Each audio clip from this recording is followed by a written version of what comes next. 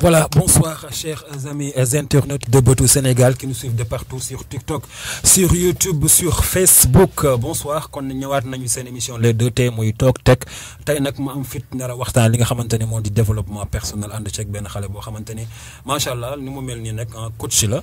Coach en développement personnel mais nag balaa ñuy tàmbali comme d'habitude on est si ki nga xamante ni moom moo di Kowe Dressing nga xamante ni lépp lu jëm ci wàllu sañse man dama koy woowee le king of the sañse the king of the sañse la ñu nekk tey jii mooy suñu sponsor number one moom kese mooy nekk comme suñu sponsor ñu ngi woo yeneen sponsor yi ñu ñëw ñoom itamit jàpp ci mbir mi comme niñ koy defee saa su nekk alors képp koo xamante ni bëgg nga ci sañse rafet yi ndax ñun ñu gis ngeen ñu moom moo ñu sañse sañse yi nga xamante ni bu ngeen ci bëggee da ngeen war ci 77 666 65 99 77 666 65 99 ak a bëri 6 bonsoir. Alors, bonsoir à tous les téléspectateurs de Beutou Sénégal ma bamtu ko ci kàllaamay ko ci barma asalaamaaleykum yéen ñi nga xamante ne yéen a ngi ñuy seetaan ci Beutou Sénégal que mu nekk sur TikTok à travers YouTube ou bien dans toutes les plateformes maa ngi leen di nuyu ku nekk di ko jox wàccuwaayam fekk ko fi mu toog jox ko loxo. Elle s'appelle Anta Gaye sant bi rek moo ko xaw a yàq nag malheureusement Gaye Fall. maay buuram nag c'est normal sama journée du neex. maay sa buur tey sa buur nga invité. alors on va parler de développement personnel. D'abord nit ñi war nañu xam ñi nga xam ne ñoom ñoo ñuy suivre à travers cette plateforme war nañu xam lan mooy développement personnel.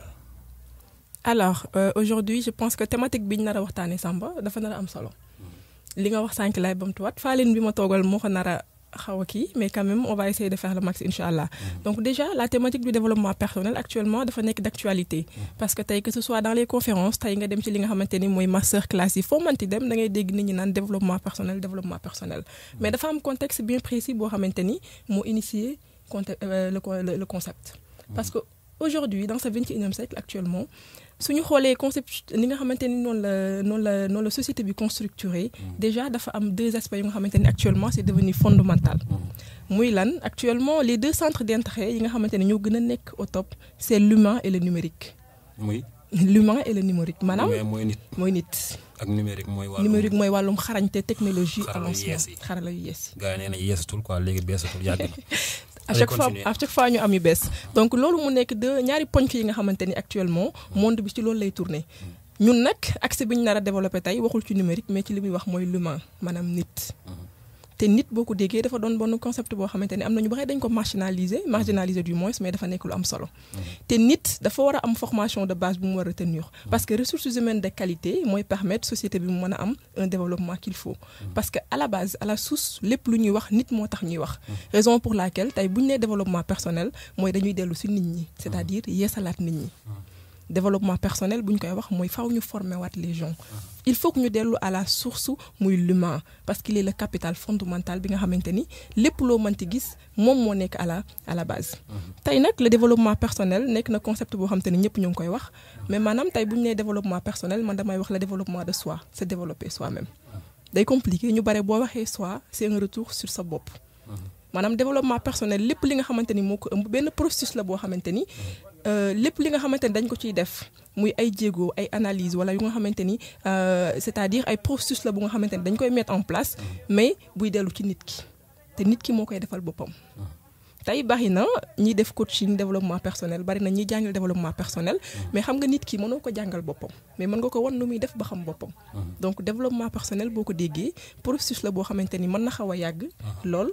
parce que temps lay jël durée lay jël mais processus boobu dafa am ay pàcc ay différentes pàcc par étape étape boobu mooy permettre nit ki tey bu demee ba surmonter tous les étapes mu mën a am benn développement personnel c'est-à-dire mu mën a am benn xam boppam bu nekk ci moom benn gëm boppam bu nekk ci moom benn dëggal boppam bu nekk ci moom ak benn bëgg boppam bu nekk ci moom boo xamante ni fu mu taxaw day mën a affirmer wu et surtout li tax mu gën a nekk au diapason actuellement mooy maintenant tu peux pas t'appeler leader sans avoir un développement personnel top.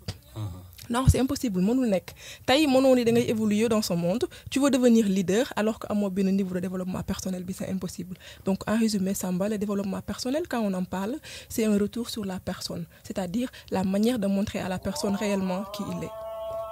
alors comme ni nga wax développement personnel mooy nit ki dellu si moom maanaam jéem a développer boppam pas développement boppam ci wàllu xaalis wala wàllu dara mais mu xool moom mooy kan mu xam moom mooy kan comme ni ñu koy waxee nit ki da nga war a xam sa bopp xam yaay kan boobu mooy tax nga door a xam fi nga jëm ak fi nga doon ak fi nga war a jëm ëllëg loolu mooy développement personnel ok lan mooy njëriñam bon wax nga ko léegi mais nit ki bu amul développement personnel par exemple lan la est-ce que lan mooy conséquences yi ci moom donc conséquences yi day néfaste te day bari Samba surtout actuellement monde bi nu mu structuré ñu nekk dans un monde boo xamante ni c'est un monde de dualité actuellement l'entrepreneuriat est au top de tout domaine boobu souvent moom la ñuy coller le plus au développement personnel parce que actuellement monde bi ñu nekk c'est un monde entrepreneurial léegi on n'attend plus un boulot qui est offert tout le monde crée son propre travail c'est ce qu'on appelle l'entrepreneuriat te nit ki pour nga entreprendre dans ce système ou bien dans ces angles comme je l'appelle parfois il faut que nga am un développement personnel très solide le pourquoi parce que tey bu fekkee yow sa développement personnel matul maanaam yow xamoo sa bopp de un bu fekkee yow gëmoo sa bopp muy la confiance en soi bu fekkee yow bëggoo sa bopp estimer woo sa bopp mënoo dëggal sa bopp c'est un processus mooy li ma doon wax sànq donc étape yooyu bu fekkee ni nit ki yëpp da ko farole amu ci benn nit ki mënul dëggal boppam te si dëggal bopp boobu mooy réaliser quelque chose et en plus aussi conséquence bi gën a rëy mooy monde bi fi mu nekk ñu terrasser ko day yomb parce que mental bu faible lay am dans ce monde de business monde bu nga xamante ni actuellement entrepreneurial moo ko dirigé bu fekkee amoo benn développement personnel bu accru ñu terrasser la c'est très facile parce que au premier échec tu abandonnes parce que t'as pas le mental assez fort tu t'es pas assez préparé avant ngay dugg ci loolu noonu te développement personnel dafa nekk loo xamante ni tey dina permettre à la personne bu fekkee am na ko buy entreprendre dina préparer wu sur les échecs à venir, sur les coups bas à venir, sur comment les surmonter et aller de l'avant. Donc c'est la raison pour laquelle le développement personnel est devenu crucial, important. Même pas pour l'entrepreneuriat, mais pour tout le monde. Parce que jàpp naa ni nit ki ak koo mënti doon ak domaine boo mënti nekk da nga soxla xam sa bopp. dama koy wax parfois dama koy rimer man nit ki boo xamul sa bopp mënoo xam yow li nga bëgg. mënoo xam aussi yow nooy def ba am ko ak fan ngay jaar ba yegg fa. ce qui veut dire racine mère bi source bi mooy xam sa bopp donc nit ki ak domaine bu mu mënti nekk je crois que soxla na xam boppam balaa muy jàll si leneen lu mu mënti doon Samba. en tout cas mooy boo xamul sa bopp moom doo xam foo jëm. nit ki moom dafa baax mu xam fan la jëm. comme ni nga ko waxee sànq ci wàllu entrepreneuriat maanaam nit ki ci sa liggéeyu bopp. nga xamante ne yow yaay créer sa entreprise. liggéeyal sa bopp nekk sa propre patron. pour nga def ko pour nga réussir ko foog nga am développement personnel foog nga xam yow yaay kan xam li nga mën. ak li nga ñàkk mën. damay dégg souvent doom dañ koy wax ñu naan xaw ma faiblesse xaw ma la force ak faiblesse yooyu. teel si waatal foofu un peu. d'accord donc déjà comme ni ma ko waxee woon sànq je crois on va venir. Au niveau du première étape d'abord muy développement personnel dañ ko send ci 4 pàcc am na ñuy wax 5 lim naa ko bi ci njëkk mooy la connaissance de soi maanaam xam sa bopp deuxième bi mooy la confiance en soi maanaam gëm sa bopp bi wóolu sa bopp beneen bi ñii di wax l'amour de soi ñeneen ñi l'estime de soi mais je crois que les deux peuvent aller de pair maanaam loolu mooy bëgg sa bopp gëm sa bopp naw sa bopp en réalité beneen bu ci mujj nag mooy ñëw mooy doon l'affirmation de soi affirmation de soi mooy dëggal sa bopp def projet donc gis nga processus bi maanaam dalay leer ni benn boo ci raté day am conséquence sur l'autre c'est une sorte de chaîne mais base bi mooy connaissance de soi bi nag mooy xam sa bopp Samba nit dafa war a xam boppam ak ci domaine bu mu mënti doon nit ki nga xamante ni deful dara sax dafa war a xam boppam mais tey nag question bi ñu bari di poser wu mooy comment faire pour se connaître c'est très important nit ki nu mu war a mën def ba xam ba nga nit yow ndax xam nga sa bopp souvent soo ko laajee nit lu wax ah bien sûr man nii laa tudd may doomu diw wala may doomu diw comme faale nii tey boo laajoon benn Samba xam nga sa bopp la may borom 33 maamu damee lii pour ñoom loolu mooy xam sa bopp alors qu'en réalité tey bu ñu doon wax ci développement personnel bu ñuy wax xam sa bopp ça va au-delà des questions d'identité je suis le fils ou bien la fille ça va au-delà de ça tu comprends donc bu ñuy wax xam sa bopp boobu noonu ci développement personnel la connaissance de soi c'est les retrouvailles avec toi-même c'est-à-dire nit ki des fois dafay soxla retrouver wu ak boppam pour mën a xam boppam parce que yow kenn mënulaa jàngal sa bopp nul ne te connaît mieux que toi-même te pour nga mën a am temps pour mën a xam sa bopp il faut que ngay wéetoo ak sa bopp damay faral di ko wax te tey dañu nekk ci monde boo xamante ni aujourd'hui technologie mayetuñu wéetaay Samba tey muy yow muy man ak ku mënti doon mënuñu toog benn 5 minutes sans yor suñu téléphone sans nekk sur TikTok wala sur Instagram Donc on ne trouve même plus le temps de se retrouver avec nous-mêmes. Lolo waral tamit chaque jour dañuy am ce problème de se connaître soi-même parce que connaissance de soi mënul rimer ak bruit avec les téléphones, avec la technologie et partout. Non, mënul. Samba jël ben 30 minutes wala ben 15 minutes bo xamanteni day tok fu calme mom kasse ak bopam tek téléphone yi y a pas de bruit, y a personne. C'est-à-dire cette solitude ñu bari dañ ko ragal. La plupart des gens aujourd'hui ont peur de la solitude, d'être seul. Di wéetoo ak sa bop, di waxtaan ak sa bop, di caytu sa bop.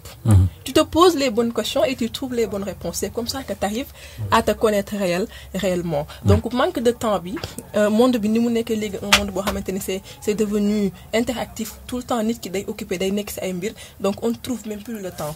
Té des fois dañuy faté ben affaire muy suñuy valeur. Je crois que ñun suñuy maam yi bu ñu seetloo bu baax daan ko daan suñu papa yi dañ ko daan def. Souvent da ngay gis suñu papa yi am na benn partie ci kër gi piliyaan lañ fay teg ñoom kase ñoo fay nekk. Des fois ñu tëdd ñoom kase nga yaakaar ne ñoo ngi nelaw fekk nelawuñu. ñu waxtaan ak seen bopp di xalaat ci seen bopp. Maanaam sa ruq mën a kan boobu dafa am solo mooy wéetoo ak sa bopp. kon dégg nga wolof di ruq mën a kan.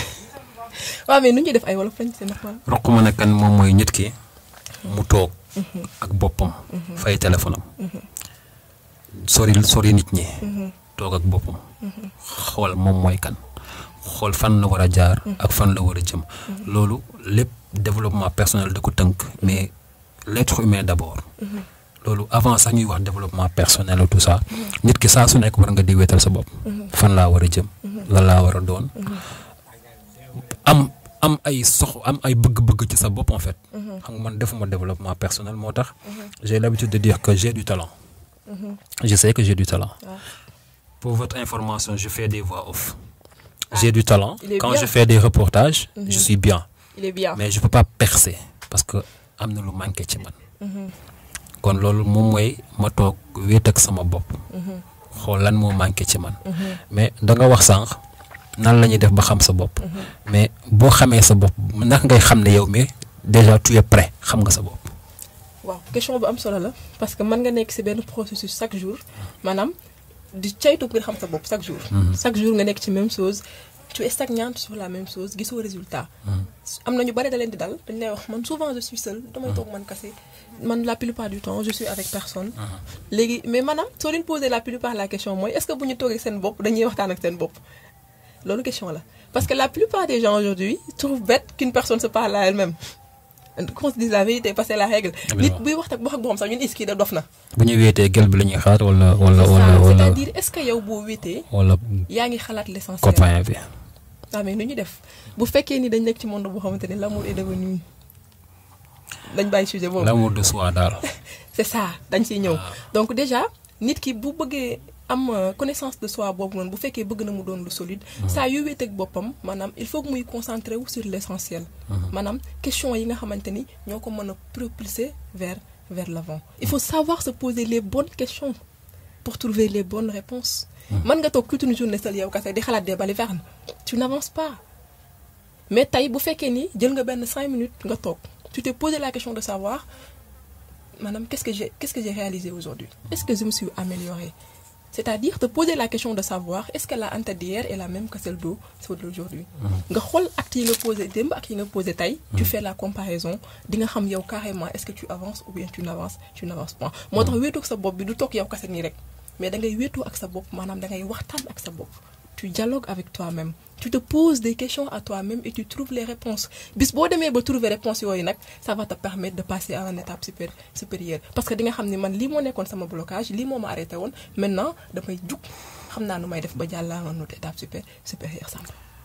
Anta Gueye wax naa ko muy ñëw tout le temps mais chers amis internautes nee na moom dafay dem bu ñëwee tey balaa muy ñëwaat mois prochain wala 3 mois ci kanam en tout cas les gens comme moi. Je pense que ñi nga xamante ñoo ñuy suivre ils ont envie de t'écouter parler moo tax ma bàyyi la ngay wax rek parce que c'était très intéressant man mi je suis en train même de me poser des questions je suis en train de ma wéetu moom maa ngi ak yow mais maa ngi xalaat qu'est-ce qui manque nan laa war a def fan laa war a jëm donc comme ni nga ko waxee boo demee ba xam ne yow chaque jour maanaam loolu nekkul loo xamante ne benn bés la rek nga toog xalaat rek jóg dem mais chaque jour la même boo demee ci benn boo defee benn pas da nga war a xalaat avant ngay dem ci deuxième pas donc su ma ko déggee daal loolu la ok. C'est un travail perpétuel loo xamante ni ça se fait en une seule journée. nit mënul xam boppam ci benn bés. loolu mënul nekk mais routine lay doon comme quand la personne fait de la méditation souvent méditation bu ko waxee nii dañuy jàpp ni yëfu dof la mais manière bi gën a facile pour nit ki mën a retrouver avec soi-même léegi méditation la. yàlla sax boo ko bëggee xam da ngay wéet. noonu la fa demee yow t'as compris faaleen bi nekkee kii na de. évidemment parce que yonent bi sallallahu alayhi wa sallam jànguma nag bi koy yàlla bëggee formé. créé ko mu doon yonent bi da koy yebal muy wéet. moom kese day dem ci xurwa. toog foofu di wéet. di xool kan mooy boroom. di xaatir quoi. ba li ko fay fekk ko fa. tout le monde le sait. donc je pense que comme ni nga wax noonu. développement personnel nekk na lu am solo. ci nit ki. nekk na lu am solo ci sa avenir. même boo bëggee doon président de la République il te faut comme ni nga wax pour être un leader. il te faut ce développement personnel. nga wéet ak sa bopp xool yow yaay kan sa ruq mën a kan comme ni nga ko waxee.